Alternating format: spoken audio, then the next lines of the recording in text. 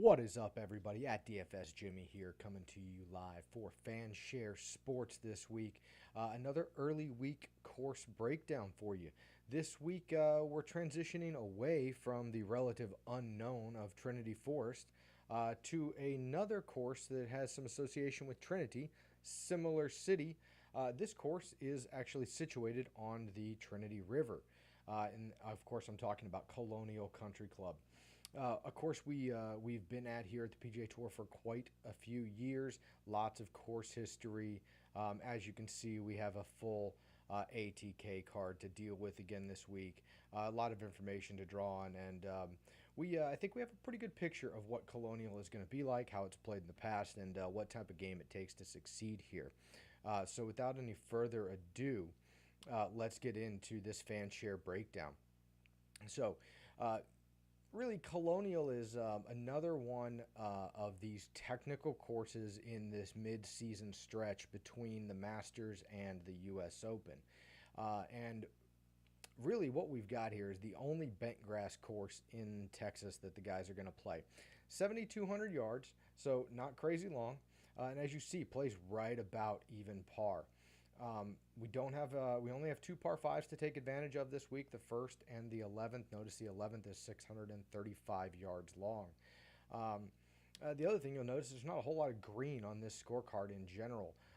This course and tournament tend to make for a fairly boring golf event, a lot of par golf around this course, as is the case with par 70s, as is the case when you have 12 par 4s on a golf course.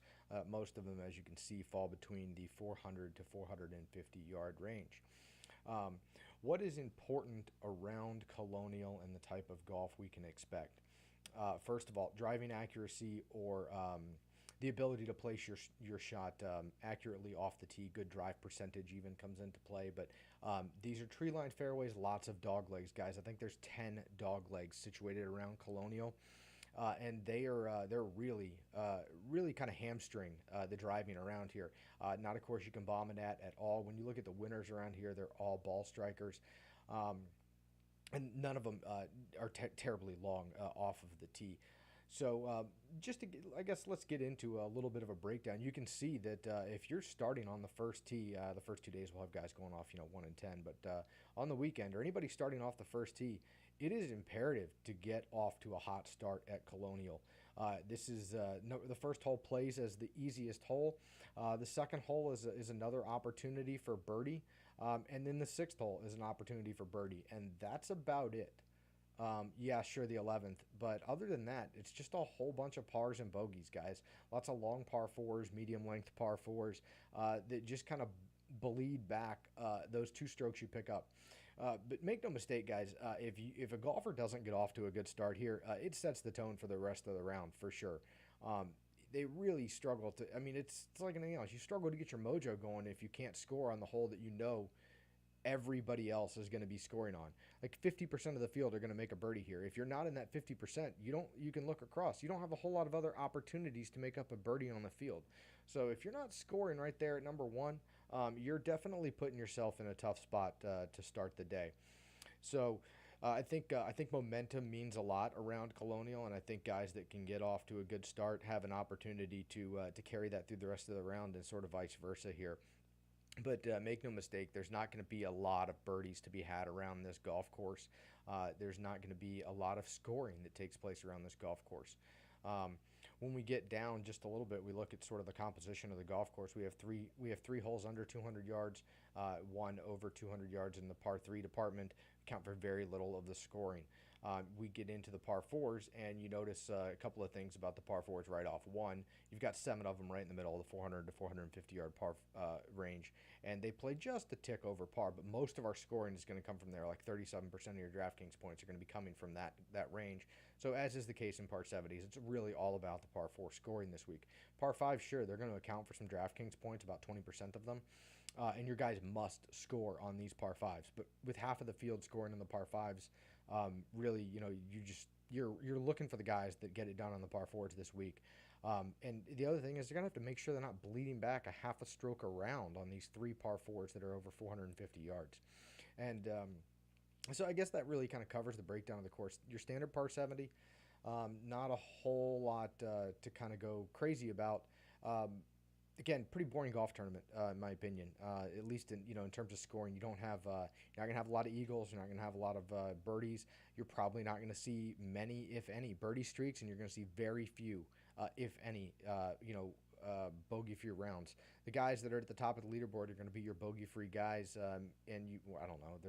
I doubt we're going to see many bogey-free rounds come at this golf course.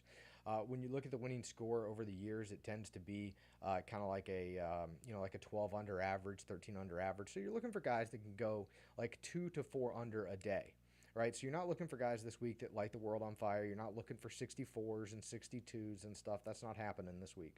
We're looking for grinders. We're looking for guys that know how to play within the course, manage their way around a golf course.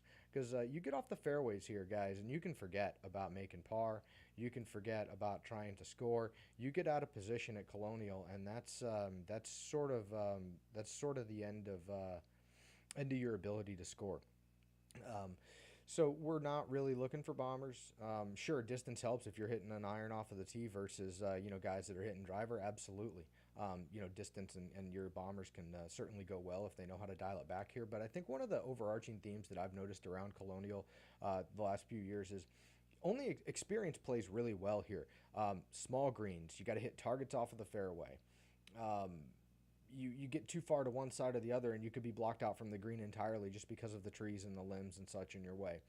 So I think experience plays a lot around Colonial, and it brings into the fold a whole bunch of guys that you might not normally consider on DraftKings because their games don't fit very well for the DraftKings, uh, you know, sort of birdie rewarding scoring format. So I think this week you need to be open to finding guys that have that strategic plotter type game that tends to go well here, and look for guys that have course history here. Again, lots of subtle breaks on these greens. Lots of greens going to be missed. Scrambling does come into play around here, especially if it gets windy, folks. We're in Texas again. Remember, wind almost always plays a factor, at least one round in Texas.